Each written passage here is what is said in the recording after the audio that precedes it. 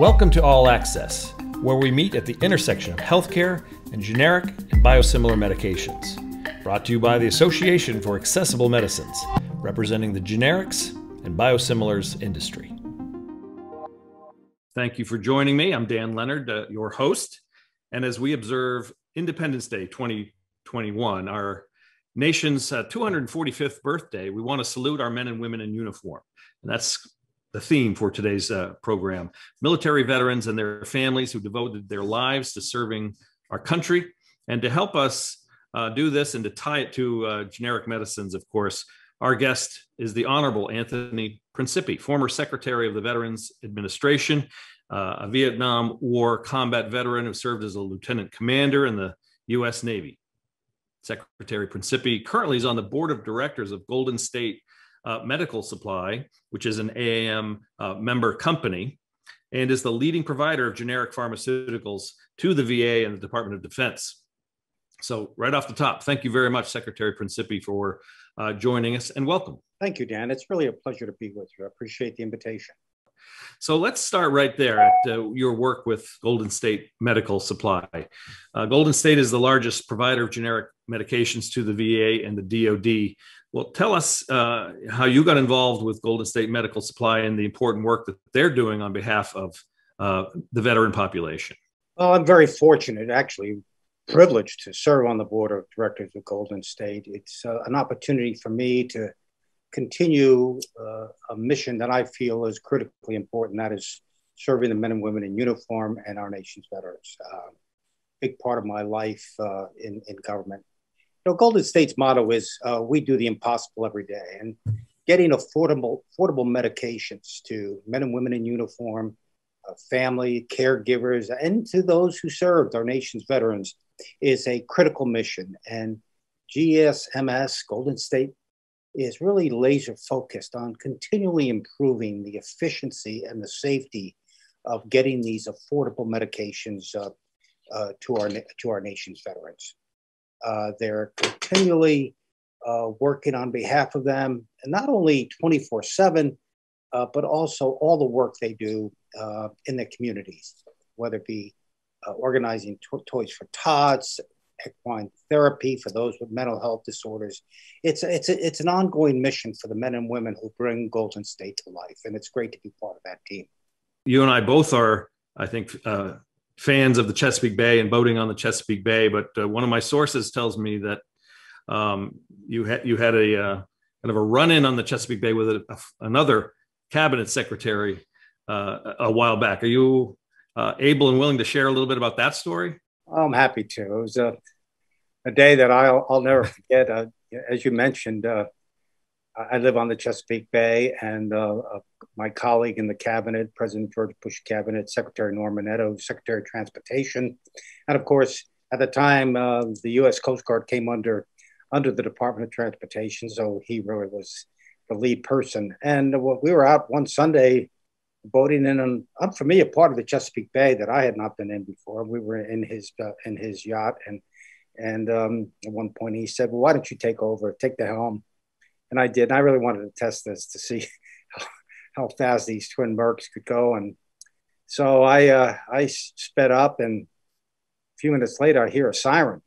What is that all about? And I look behind, look aft, and there's a Coast Guard cutter chasing us down. So I looked over at Secretary Mineta, and he was crawling under the console. They pulled up alongside and advised me that I was speeding in a restricted area and I shouldn't have been there. and Secretary Mineta didn't say a word. He was just couched over.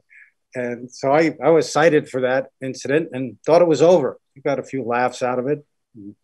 But the next day, or the couple of days later, there are no secrets in Washington. And there on the federal page of the Washington Post was a story about the two cabinet secretaries who are nabbed on the Chesapeake Bay. And so that was, we thought, oh my gosh, what's going to happen with this? And the Washington Post's timing is impeccable, because that afternoon we had a cabinet meeting, and we all go in the cabinet room, and our colleagues are kind of joking and pointing to the president's place at the cabinet table, and there's the Washington Post right in front where he's going to sit. And of course, he was prepped, and he opened to the page and started reading it like he had not seen it before, and said, "Oh, we have 2 delinquent children in my cabinet," and Norman Netta's pointing at me, and I'm pointing at him, and saying, "You should have told me where we were." So that was the story about Secretary Mineta and Principi on the Chesapeake Bay. Well, it sounds like perhaps your love for the Chesapeake came from your time at the Naval Academy. Now, your life story is fascinating. So, before the Naval Academy, you grew up in New Jersey and went to Mount St. Michael Academy, and then on to the Naval Academy. Was that always your intent to go into military service? Well, my dad was a submariner during World War II. He fought most of the war on submarines in the Pacific. He's an immigrant. And like so many who came to this country or from the farms in big cities, served their nation. And he certainly did that. And so I was inspired by his service during World War II and of the 16 million who fought alongside him. And we grew up in the Bronx. He started his business after World War II in Harlem. And as it grew, we moved uptown like many people in that era did.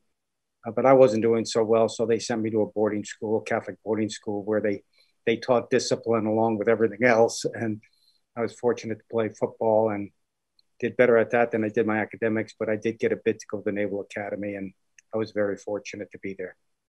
And then after the academy, upon commissioning, you went to, I guess the Vietnam War was in full bloom. So you were sent off to the Pacific? Well, what happened was after I graduated, I was assigned to a destroyer, USS Joseph P. Kennedy, out of Newport, Rhode Island, and served on the Kennedy for about a year and a half. In the war now in 1968, graduated in 67, 68, 69, things are getting pretty bad. And they were looking for lieutenants to go over and serve on the River Patrol Force in the Mekong Delta. And you think you're immortal. So I certainly volunteered to go and spent about 13 months along the Cambodian border on the rivers of the Mekong Delta, but for the grace of God, came home. And so it was a real tough slog.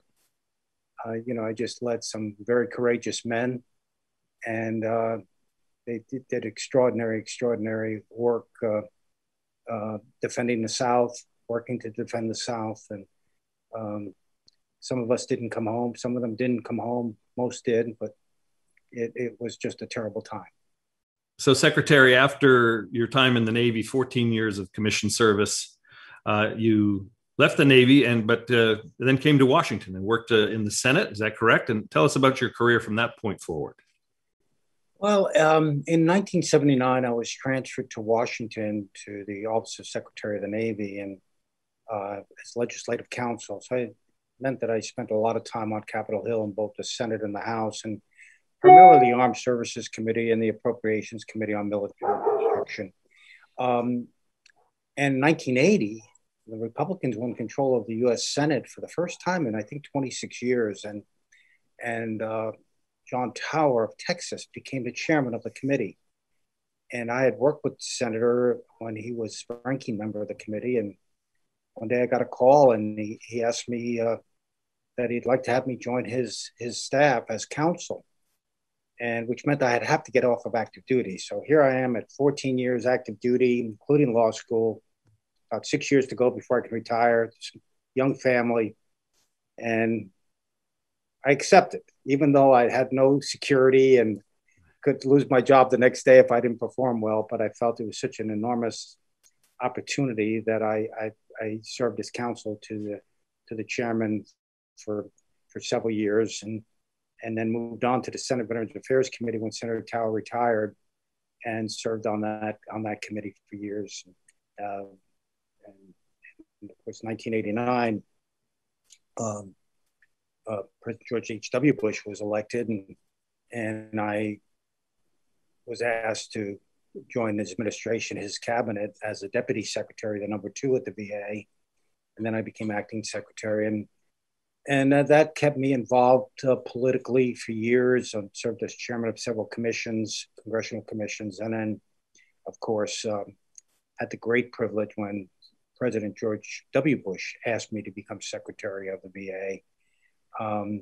So I feel very, very blessed that I had this great opportunity to serve in government. And at this point, Secretary of the Veterans Administration in President George W. Bush's administration, September 11th happens. You were at the VA on September 11th. Would you share your experiences on that day? Well, on that day, I was in California giving a speech, and as most of my colleagues in the cabinet were traveling, some internationally, and Congress was in recess. I don't recall, but I do remember being in California, and knock on my hotel door was the FBI, and they just learned about what had happened at the Twin Towers in New York, and they ushered me away and kept me at a location, and then put me on a Marine Corps jet back to Washington, D.C. So obviously, it was for all of America, all the world. It was really an incredible day, and we had a cabinet meeting shortly thereafter when the president came back to Washington, and he wanted one of the cabinet members outside of Washington at all times, and I became a designated survivor. I think they did a television show called A Designated Survivor, based upon some of the stories and the experiences that we as cabinet members lived during that period. And up to today, whenever the president addresses a joint session of Congress, there's one cabinet member who is away from Washington at a undisclosed location, so that you have the continuity in government if anything should happen. When the members of Congress, the vice president, and the president are all at a single location. And I think I was one of the first to have that designation as a designated survivor, although there have been periods throughout history where a cabinet secretary was away from Washington. Obviously, a critical time for our country, and we appreciate your service at that time and throughout your career. But I'd like to go back to where we started and where we are here at the Association for Accessible Medicines, and the importance of generic medications, and your role again with Golden State. How does your role with Golden State intersect with our industry, with the generic industry? Well, at one point in my career, I served as senior vice president, the head of Pfizer's Washington operations. So I became very familiar with the pharmaceutical industry, and very proud of all they do. I mean, obviously, just look at the vaccine, just look at the miracle of the vaccine in 6 months is an indication of the greatness of the pharmaceutical industry in America and why it needs to be protected. But what's very important, and very, very fortunate to work at Golden State, because the manufacture of generic drugs really make it possible for veterans and everyone to have the benefit of affordable medications. And Golden State is really a partner with the generic manufacturers. We're working hand in glove, utilizing innovation, technology to improve the efficiency, the effectiveness, the packaging, the logistics of getting generic drugs to I consider the greatest customer in the world, the men and women who serve and have served our nation in uniform. And that's the intersection of generic industry and Golden State, is that partnership.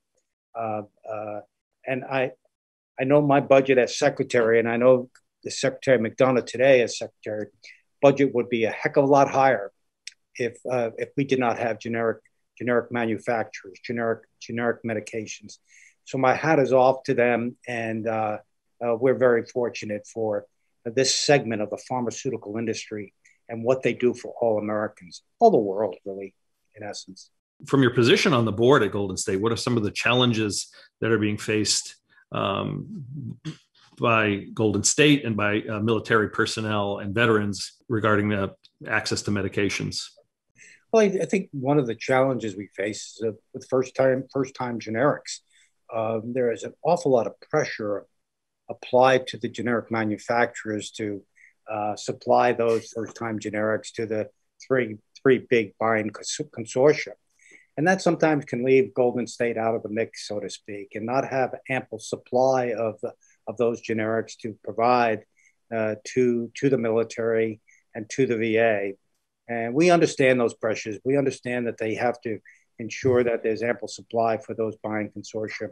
But we hope that there's a way that we can work together to make sure that there's ample supply to those of us at Golden State and other similar companies to make sure that we can provide those medications to a very deserving segment of the American population.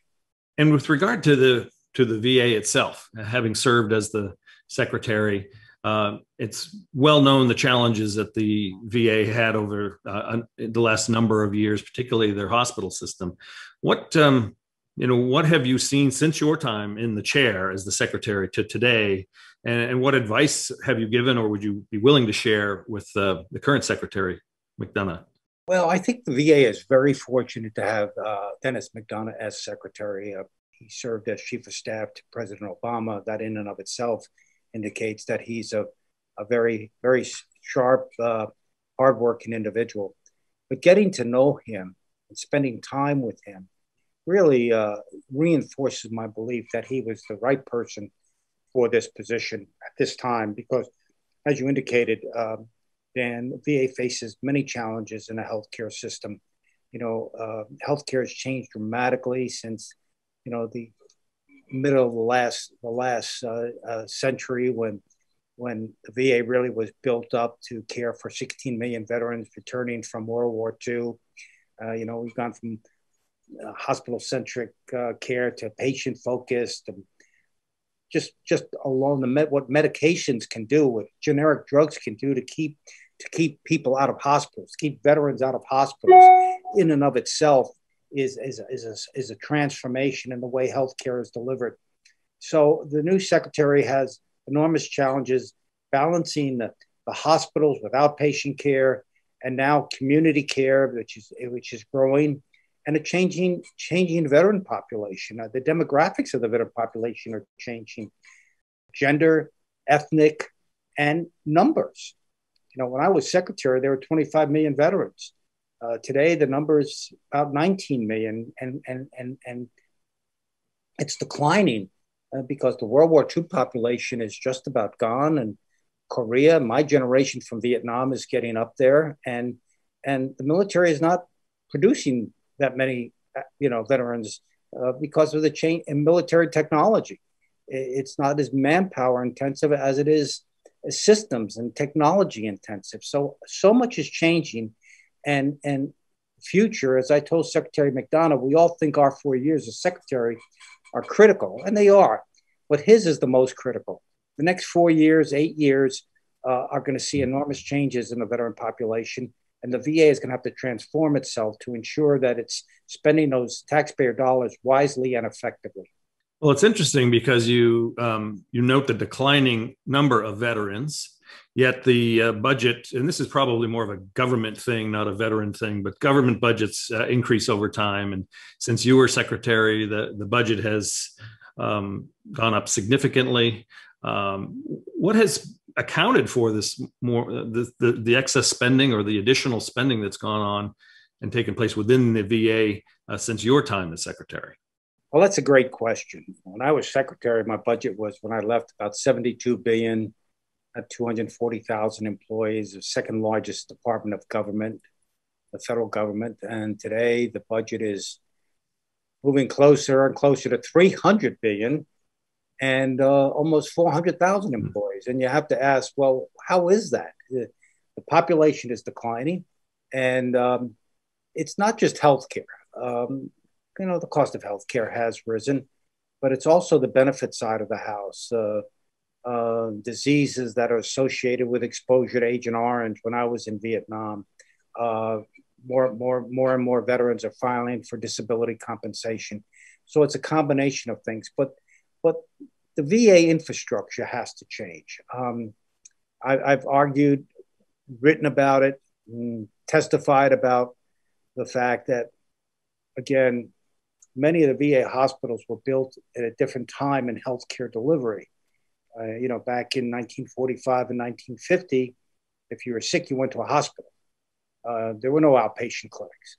So, large metropolitan areas, like take New York City, and I'm not trying to critical of New York, but New York, downtown New York, Manhattan, Bronx, and Brooklyn, all about 20 miles apart. There are 3 medical centers, all built around the 1945, 1950 timeframe. And they were all built to 800 plus beds. So one night I was in New York City to give a speech, and I noticed 2 lights on in the VA Medical Center in Manhattan, and wondered how could that be. And got back to Washington. I asked my chief of staff, how many patients did we have? And tell me about Brooklyn, tell me about the Bronx. Not about Long Island, not about upstate, just about the metropolitan area. And turns out that we had 2,400 beds in New York City, in the 3 medical centers, and we had 287 patients combined in all 3.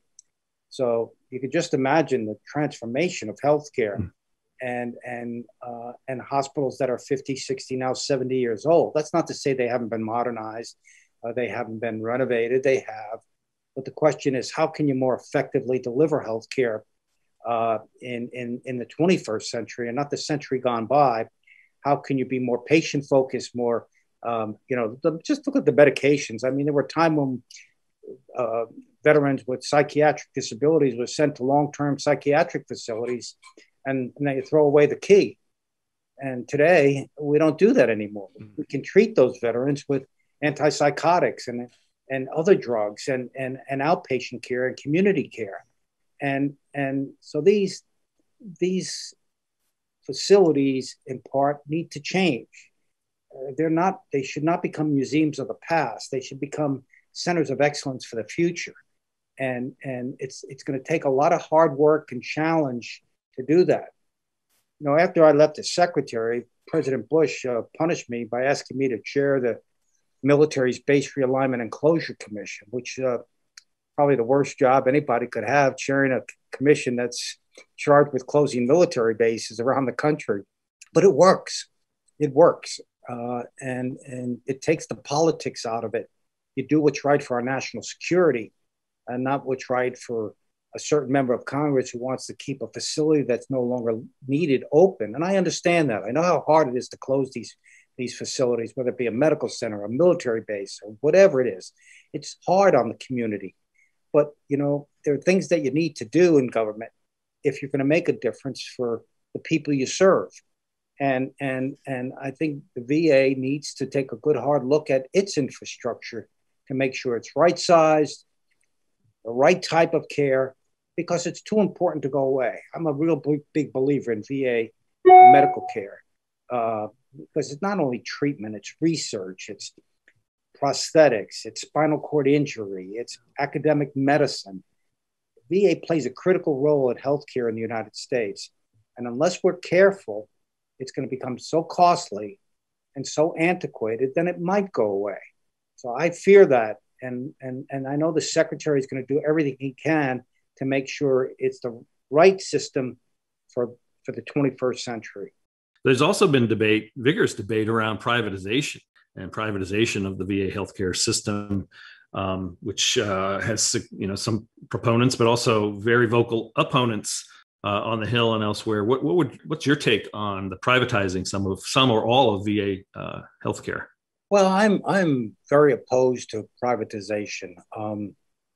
That's not to say I oppose community care, allowing veterans to go to community private physicians when and where needed. You can't have a VA facility, whether it be a medical center or an outpatient clinic, in every corner of America. So there has to be a balance. But VA has always contracted out for care as needed, long before any of these issues with access arose. Now it's more pronounced. About, I think 60%, I could be wrong, I think 60% of veterans receive some or all of their care in the private sector. So now you have a declining number of veterans. You've got community care. You got this aging infrastructure. And then you have the DoD facilities.